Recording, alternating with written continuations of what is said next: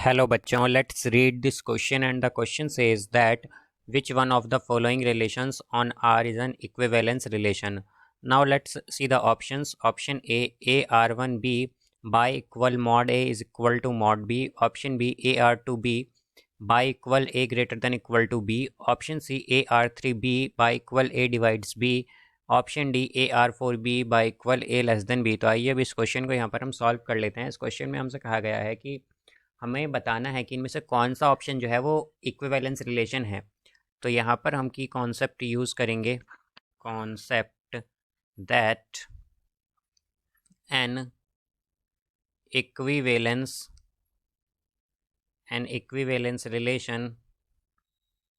relation is symmetric, reflexive, symmetric and transitive relation। तो हमारे पास क्या होता है कि इक्विवेलेंस रिलेशन जो होता है वो एक रिफ्लेक्सिव, सिमेट्रिक और ट्रांजिटिव रिलेशन होता है। तो यहाँ से हम अगर देखें तो हमारे पास क्या हो जाएगा, हमारे पास यहाँ पर गिवन है कि ऑप्शन ए देखते हैं पहले हम।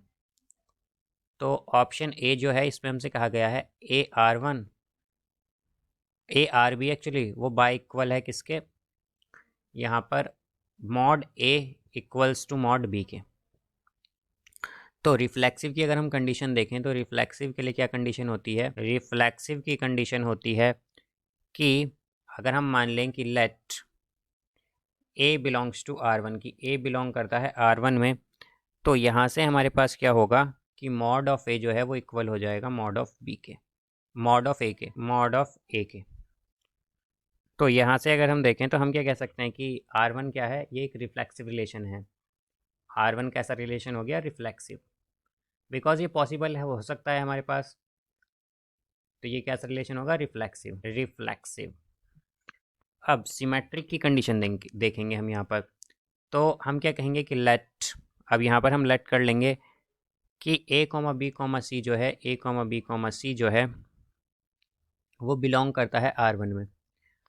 तो मॉड हम क्या कहेंगे कि अगर मॉड A इक्वल है मॉड B के एंड मॉड B इक्वल है मॉड C के, तो हमारे पास क्या हो जाएगा कि मॉड A इक्वल हो जाएगा मॉड C के। तो हम क्या कह सकते हैं कि A जो है ARC हो जाए, AR1C हो जाएगा ये।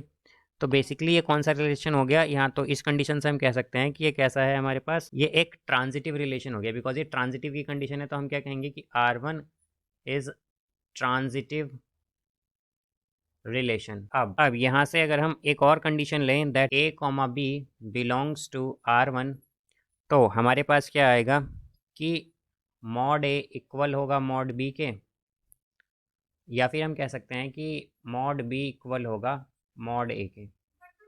तो यहाँ से हमारे पास क्या हो जाएगा कि BR1A हो जाएगा। तो R1 क्या हो गया इस कंडीशन में, हमारे पास ये हो गया है यहाँ पर symmetric relation, symmetric. Option A क्या हो गया हमारा। अब जैसा कि हम जानते हैं कि ट्रांजिटिव रिलेशन क्या होता है या इक्विवेलेंस रिलेशन बेसिकली क्या होता है, जो ट्रांजिटिव भी हो, सिमेट्रिक भी हो, रिफ्लेक्सिव भी हो। तो यहाँ पर ऑप्शन ए तीनों है, तो हम क्या कहेंगे कि ऑप्शन ए क्या है, यहाँ पर ए जो है ये क्या है, ये इक्विवेलेंस है, इक्विवेलेंस है, ये इक्विवेलेंस रिलेशन, ये इक्विवेलेंस रिलेशन है। अब अगर ऑप्शन बी चेक करें तो बी में हमसे क्या कहा गया है कि AR2B by implies A greater than equal to B।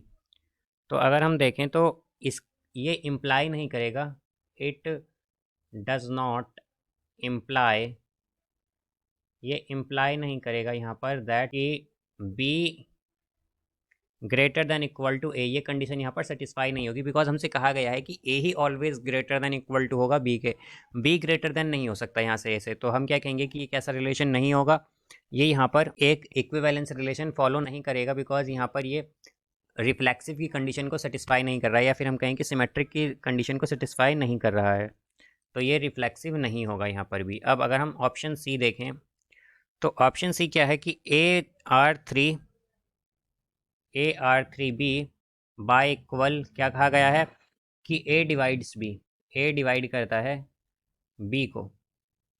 तो यहाँ से अगर हम देखें कि इसका जो अपोजिट होगा वो यहाँ पर इम्प्लाई नहीं करेगा कि बी डिवाइड ए जो है वो इक्वल नहीं होगा ए डिवाइड बी के, तो यहाँ पर ये भी इक्विवेलेंस रिलेशन हमारा नहीं हो पाएगा, तो ऑप्शन सी भी इनकरेक्ट हो जाएगा। अब अगर हम डी चेक करते हैं तो डी में क्या कहा गया है कि A R four B by equal A less than B, तो इसका जो अपोजिट है वो इम्प्लाई नहीं करेगा कि बी लेस देन ए, तो हम क्या कहेंगे कि ये भी इक्विवेलेंस रिलेशन नहीं होगा। तो इक्विवेलेंस रिलेशन केवल एक है, वो है ऑप्शन ए। तो यहाँ पर इसका करेक्ट आंसर होगा option A. So I hope you understood it well. Best of luck. Thank you.